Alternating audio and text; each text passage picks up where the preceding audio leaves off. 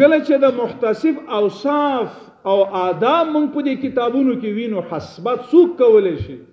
زمونږ دا ویښته داسې ودرېږي هلته لیکلی حسبه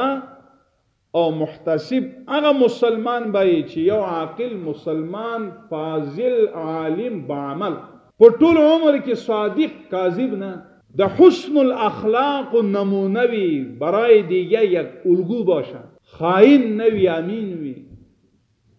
مخلص وي داعی وي جرأتمن وي مستغنی وي کسالت نه لري سستی نه لري او د هغې په تقوا باندې جامعه متفق وي دغه عالم دا جوګه د احتساب کولی شي والا فلا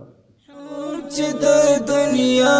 او د قدرت وزړه ته تېر نکړي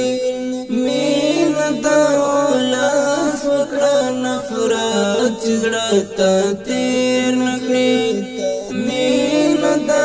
ولس وکړه نفرت چې زړه ته تېر نکړي